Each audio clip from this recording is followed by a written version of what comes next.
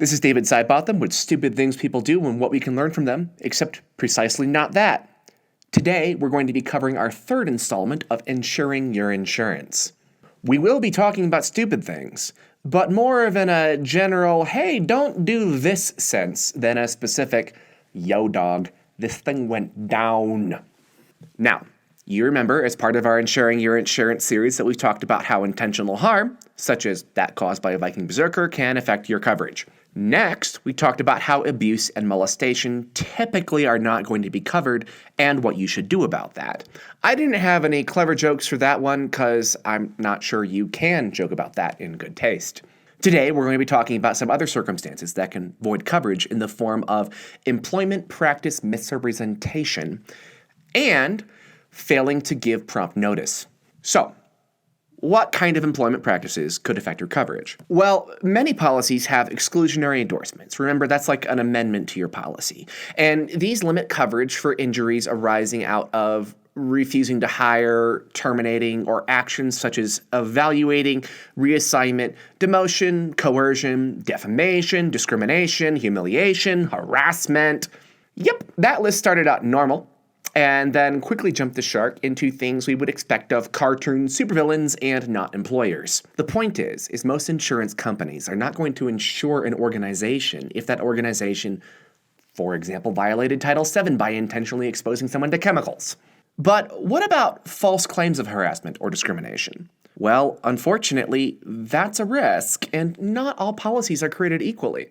You may be able to find one that gives some coverage for certain employment action, or you may be able to buy supplemental insurance. But remember, most critically, you're going to want to cultivate a workplace culture that is healthy and kind. Trying to ensure a hostile work environment is like trying to buy house insurance for a house that is literally on fire. I mean, you might be able to do it, but it's going to start getting expensive real fast. Speaking of houses being on fire, it's interestingly super duper important to have functioning alarms and sprinklers and other safety measures. Lacking those safety features can affect your insurance policy, and lying about whether or not your organization has those features can get your organization in just so much hot water. Now, I know no one watching this is going to intentionally misrepresent to an insurance company whether you have fire alarms or a robust harassment reporting policy or whatever have you. Remember, this vlog is derived from stupid things people do and what we can learn from them. And in this case, when people commit material misrepresentation, it basically creates a situation where the insured has purposed insurance for a make-believe scenario. If you insure a make-believe scenario, you're going to get paid out in monopoly money. So insurance is probably not going to cover someone if they intentionally torture their employees. And they're probably not going to cover someone if they basically make up facts about their workplace. And they also can't cover you if you don't tell them about the problem. I mean, you would think that would go without saying. You can't have something bad happen and then a year later say, oh yeah, by the way, the basement exploded. The whole point of having insurance is that you want to be covered.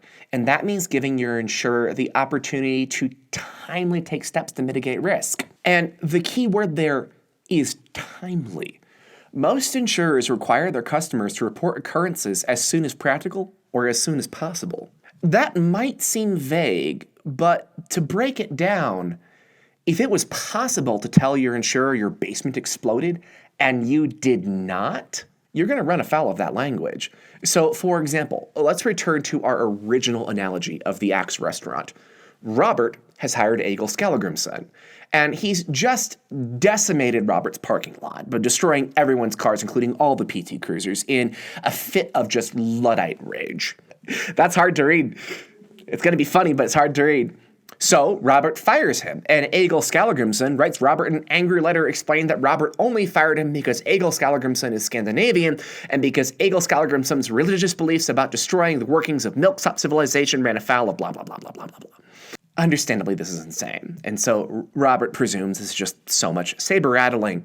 Surely Egil Skallagrimsson is too much of a Luddite to sue. It's just intimidation tactics. And then Egil Skallagrimsson sues. This draws Robert into an expensive and litigious process. Shouldn't be a problem. Robert has supplemental insurance for precisely this situation. And he's honest and upfront that he was hiring Vikings as part of the rating to waiting rehabilitation program. Unfortunately, Robert waited 2 months to notify his insurer because he thought Egil Skallagrimson was bluffing. Now, he wasn't being dishonest, and he didn't do anything morally wrong, but what he did was unwise. You see, Robert didn't realize the importance of reporting quickly. In our made-up scenario, this means that the insurance is not going to cover it, and that spells an end to the rating to rating rehabilitation program. Now, in real life, whether or not someone like Robert would be covered is going to be completely dependent on jurisdiction. Some jurisdictions require insurers show that there's material prejudice caused by an insured's delay in giving notice, while other jurisdictions allow insurers to deny coverage anytime a notice is not given as soon as possible. So as usual, this question of notification is something you're really going to have to work with legal counsel to sort out. They'll need to help you understand what laws and policies apply in your specific jurisdiction. Tune in next time and we'll discuss the adequacy of coverage. This is David, signing off.